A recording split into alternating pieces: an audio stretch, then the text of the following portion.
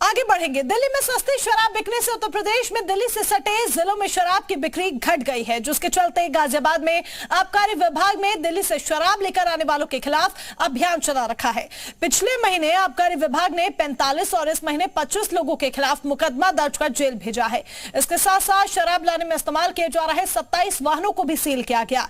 गाजियाबाद में आबकारी आयुक्त ने अतिरिक्त 10 आबकारी निरीक्षक की तैनाती भी की है, जो जिले में चलाए जा रहे इस अभियान में सहायता करेंगे और दिल्ली से शराब ला रहे लोगों को पकड़ेंगे। इसके लिए आबकारी विभाग ने जगह जगह कोई और बैनर भी चस्पा कर दिए हैं।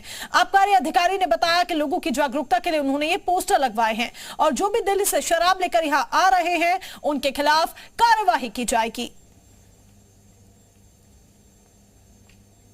तो हमने परमानेंट चेक पोस्ट बना रखा है, एक ट्रांसपोर्ट नगर में और एक भोपुरा पे, जहां जो है 24 घंटे जो है आबकारी निरीक्षक और सिपाही जो है वहां पे रोड चेकिंग करते हैं।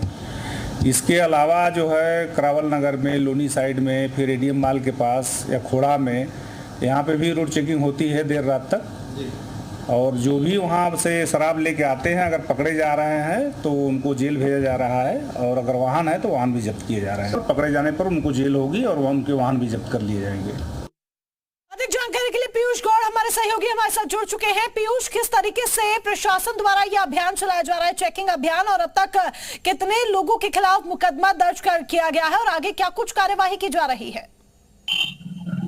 देखो, बिल्कुल साफ तौर पर आपको बता दूं, दिल्ली में नई आबकारी नीति लागू होने के बाद वहाँ शराब सस्ती बिकने लगी है। वहाँ एक शराब की बोतल के साथ दूसरी बोतल फ्री दी जा रही है, तो एक तरह से दाम बिल्कुल घटकर आधे हो चुके हैं। तो यहाँ के उत्तर प्रदेश आबकारी विभाग को खासा नुकसान हो रहा था, तो यहाँ एक विशेष अभियान बॉर्डर से जुड़े हुए जिलों में चलाया जा रहा है। आप तस्वीरों में देख सकते हैं, इस तरह के होर्डिंग और बोर्ड बैनर लगाए गए हैं जहां साफ तौर पर लोगों को जागरूक किया गया।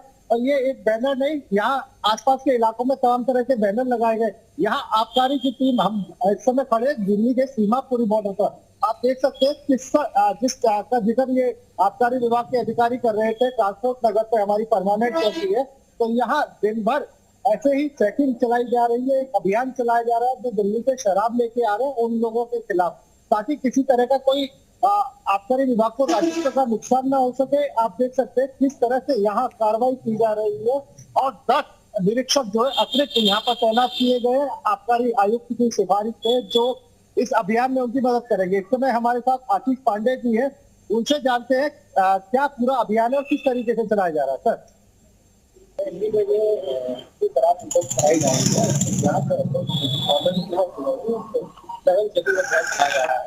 तो दिल्ली से आए तो सर वाहनों को भी सीज किया जाता है? वाहनों को भी सीज करा जाता है, जिनका वाहन पकड़ा जाता है। तो जो लोग सर अपने कंजप्शन के लिए या अपने पीने के लिए लेके आ रहे हैं, तो उनको कैसे आइडेंटिफाई आप करते हैं? जो अपने कंजप्शन के लिए लेके आए तो एक बोतल खुली ही है होती है, इसके अलावा अगर कुछ भी है तो अपने कंजप्शन में आप इससे ज्यादा बोतल नहीं रख सकते, अलाउ नहीं है, मुझे बस खुली है। इसके अलावा जो भी देखा उसको तुरंत बताते। अब तक कितने लोगों के खिलाफ आज या कल में कार्रवाई की गई? 70 का आंकड़ा हमारे पास है। हाँ, कल की तारीख में ही हम लोगों ने यहाँ पे 4 वाहन कम से कम 7 बुकिंग करते। देखिए, कल भी कार्रवाई की गई थी, तो ये आंकड़ा जो है तो लगातार जो है पीयूष, यानी कि कार्रवाई को अंजाम दिया जा रहा है, क्योंकि कहीं ना कहीं अगर हम देखें तो पीयूष, दिल्ली से शराब लाई जा रही है, इससे उत्तर प्रदेश को एक बड़ा घाटा हो रहा है। ये घाटा किस हिसाब से हो रहा है, जरा ये भी जो पूरा गणित है वो यहाँ समझाने की कोशिश कीजिए। देखिए, साफ तौर पर बता दूं, राजस्व शराब बिक्री में राजस्व का बड़ा हिस्सा होता है। जो राजस्व होता है वो लगभग 70% के करीब राजस्व एक शराब की बिक्री की जो भी कीमत होती है, जो भी एमआरपी होती है, उससे सरकार को मिलता है। अगर वो राजस्व घट जाता है तो निश्चित तौर पर सरकार को एक बहुत बड़े राजस्व में हाथ धोना पड़ रहा है, और ये सब कुछ हो रहा है दिल्ली से लाई जा रही शराब के कारण। तो ऐसा एक अभियान यहाँ पे चलाया जा रहा है ताकि राजस्व का घाटा कम से कम हो, और जो अभियान चलाया जा रहा है उसकी मार्फत एक संदेश भी दिया जा सके। जगह जगह बैनर, होर्डिंग, पोस्टर लगाए गए। इसके साथ में मैं आपको एक चीज और बताता हूँ, कुछ महंगे ब्रांड, हमारी आबकारी अधिकारी से बात हो रही थी, कुछ महंगे ब्रांड दिल्ली और यूपी में कंपनियों से बात करके सेम रेट पर करवा दिए गए। जो कंपनी उपलब्ध करवाती है अपना राज्यों के हिसाब से सामान, उसमें भी शायद कुछ अंतर रहता है, तो इस वजह से रेट राज्यवार थोड़े अलग रह जाते हैं। पीयूष, तो देखिए ये कई बॉर्डर कुछ से सटे हुए बहुत दिल्ली सारे से- ऐसे भी लिक्विड शॉप्स होती हैं जो बॉर्डर से सटी हुई हैं, और ऐसे में लोग बहुत ये करते हैं कि वहां से की पूरी जो पूरी पेटी होती है वो उठा लाते हैं, इकट्ठी 12-24 बोतलें लेकर आते हैं, फिर उनको बेचने का काम करते हैं ताकि जो मुनाफा है वो मुनाफा उनको भी हो। बहुत सारे लोग ऐसे भी होते हैं बिना लाइसेंस के भी बेचते हैं। इन पर किस तरीके से कार्यवाही की जा रही है और इनकी धरपकड़ के लिए क्या कुछ किया जा रहा है? देखिए, साफ तौर पर बता दूं, 10 आबकारी निरीक्षक जो अतिरिक्त यहाँ तैनात किए गए हैं, उनका काम यही है कि दिल्ली से किसी भी तरह की जो शराब लाई जा रही है, जो भी घरेलू बेचने के लिए ला रहे हैं या जो कम मात्रा में अवैध रूप से बेचते हैं वो लाई जा रहे हैं, तो कहीं ना कहीं टैक्स चोरी का तो एक जो लाभ लेते हैं, वो जो रेट का अंतर होता है उसमें जो लाभ अर्जित करते हैं वो कहीं ना कहीं रोका जा सके। इससे जो दिल्ली से या दूसरे राज्यों से शराब लाकर बेची जाती है तो वो उस पर कहीं अंकुश लगाया जा सके।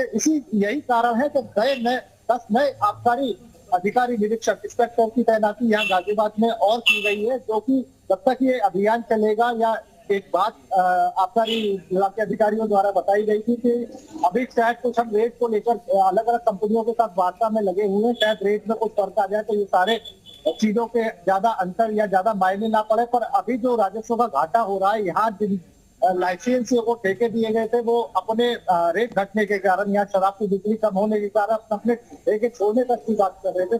जो दुकानें हैं, जो लाइसेंस है, उनको छोड़ने की बात कर रहे थे। तो कहीं ना कहीं एक यहाँ के लोगों में, गाजियाबाद और बॉर्डर से सटे हुए जिलों में जो लाइसेंसी शराब बेचने वाले, उनमें निराशा का माहौल था। तो उसको देखते हुए सरकार को अपनी राजस्व को भी बढ़ाना था, और जो अवैध शराब दूसरे राज्यों से, हरियाणा हुआ, दिल्ली हुआ, यहाँ से तस्करी कर अवैध रूप से यहाँ लाई जा रही है, उस पर भी एक कुछ लगाना था। तो आबकारी विभाग निरंतर अभियान चलाकर इस तरह की कड़ी कार्रवाइयां कर रहा है, और वाहन और लोगों को जेल भेजकर, वाहनों को सीज कर एक कड़ा संदेश देने की कोशिश भी कर रहा है। अगर आप इसमें कुछ भी बिल्कुल संदेश देने की कोशिश तो यहाँ पर की जा रही है, लेकिन ये बात भी बिल्कुल साफ है पीयूष कि देखिए राजस्व बढ़ता है, चाहे वो यूपी सरकार हो, चाहे वो दिल्ली सरकार हो, चाहे वो किसी भी राज्य की सरकार हो, शराब से बहुत ज्यादा राजस्व में बढ़ोतरी देखी जाती है। तो ऐसे में यूपी सरकार का आगे का जो रोड मैप है, या प्रशासन का आगे का जो रोड मैप है कार्यवाही करने का, धरपकड़ का, वो क्या होने वाला है? देखिए, आपको बता दूं, दिल्ली और हरियाणा दो ऐसे स्टेट हैं जहां से ज्यादातर शराब की सप्लाई उत्तर प्रदेश के विभिन्न राज्यों में होती है। एक अनऑफिशियल वार्ता में किसी अधिकारी से मेरे को जानकारी मिली कि जो बड़े महंगे ब्रांड की 30-35 हजार की बोतलें हैं, वो एयरवेज के माध्यम से भी दूसरे जगह ले जाए, क्योंकि हवाई जहाज से शायद 4 बोतलों की डिस्काउंट मिलता है, छूट ले जाने का अपने साथ में। तो महंगी बोतलों 30-35 हजार, इतने का टिकट या फेयर उनको नहीं पड़ता, जिससे से व्यापार का वो मुनाफा अर्जित कर लेते। कहीं ना कहीं दिल्ली की शराब और हरियाणा की शराब पूरे देश भर में एक माध्यम बन रही है। बिल्कुल। चलिए पीयूष, जुड़ने के लिए, तमाम जानकारी के लिए बहुत बहुत धन्यवाद आपका। तो प्रशासन ऐसे लोगों पर सख्त कार्रवाई करने के मूड में है और कार्रवाई करता हुआ नजर भी आ रहा है, जो लोग दिल्ली से शराब लाकर या तो बेचने का काम कर रहे हैं या फिर स्टोर करने का काम कर रहे हैं। वक्त एक छोटे से ब्रेक का है, जल्द लौटेंगे।